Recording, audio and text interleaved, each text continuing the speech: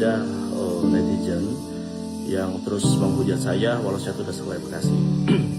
Viral joget sambil pamer penghasilan 6 juta rupiah, tapi berujung pada penutupan dapur oleh pemerintah.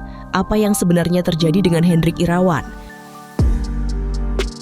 Fenomena viral kembali mengguncang media sosial Indonesia. Nama Hendrik Irawan, mitra program makan bergizi gratis atau MBG, mendadak jadi sorotan setelah video jogetnya menyebar luas di TikTok dan Instagram. Dalam video tersebut, Hendrik terlihat santai bahkan penuh percaya diri. Ia berjoget sambil menyebut penghasilan yang diklaim mencapai 6 juta rupiah per hari.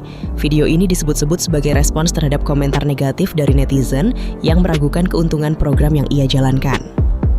Namun alih-alih meredam situasi, aksi tersebut justru memicu gelombang kritik. Kolom komentar langsung dipenuhi berbagai reaksi, mulai dari yang menilai itu sebagai kesombongan, hingga yang mempertanyakan etika sebagai bagian dari program yang berkaitan dengan kebutuhan masyarakat. Situasi pun semakin memanas. Dan kini, kasus ini memasuki babak baru. Berdasarkan berbagai informasi yang beredar di media sosial dan pemberitaan online, dapur MBG milik Hendrik Irawan dikabarkan resmi ditutup oleh Badan Gizi Nasional, BGN.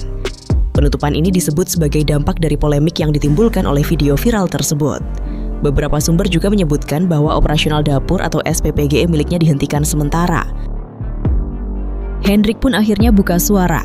Dalam klarifikasinya, ia menyampaikan permintaan maaf kepada masyarakat atas kegaduhan yang terjadi.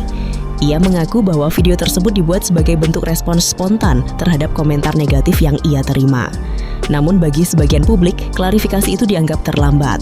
Banyak yang menilai bahwa sebagai bagian dari program yang menyangkut kepentingan publik, sikap di media sosial harus lebih bijak.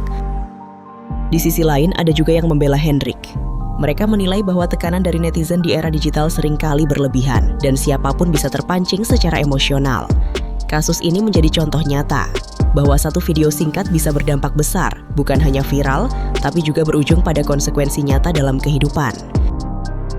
Hingga saat ini polemik masih terus bergulir, dan publik masih menunggu kejelasan lebih lanjut terkait keputusan penutupan tersebut.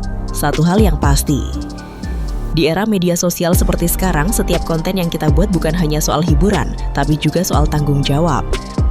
Menurut kalian, apakah penutupan ini sudah tepat, atau justru terlalu berlebihan? Tulis pendapat kalian di kolom komentar.